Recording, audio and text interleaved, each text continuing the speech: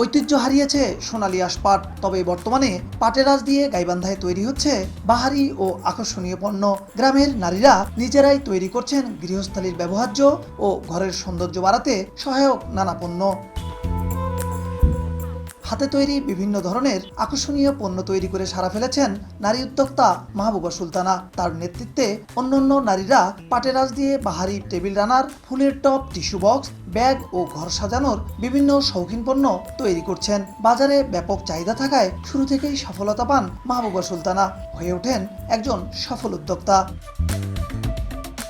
পাট ও হাতের তৈরি বিভিন্ন পণ্যের পাশাপাশি বাহারি কাঁথা, জামা, বিছানার চাদর, থ্রি পিস ও পাঞ্জাবি তৈরি করছেন মাহবুবা সুলতানা। তার তৈরি পণ্য সাড়া ফেলেছে ক্রেতাদের মধ্যে, আবার বিদেশেও রপ্তানি করছেন।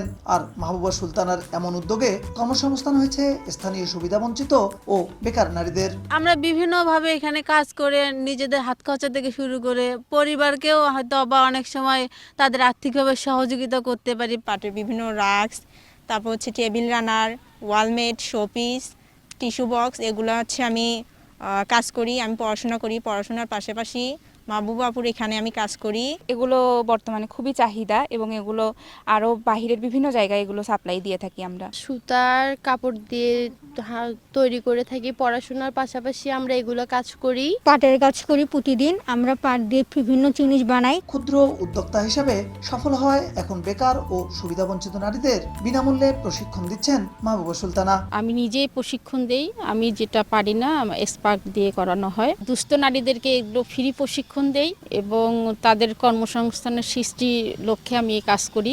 আমার নকশি কাঁথা বেশি ঢাকায় বিভিন্ন শোরুমে দিই আমি। নারীদের আত্মনির্ভরশীল ও সফল উদ্যোক্তা তৈরিতে কাজ করছে যুব উন্নয়ন অধিদপ্তর। গাইবান্ধা জেলার বেকার দূরীকরণের লক্ষ্যে আমরা প্রত্যেক ঘরে ঘরে আমরা উদ্যোক্তা তৈরি করার চেষ্টা করতেছি।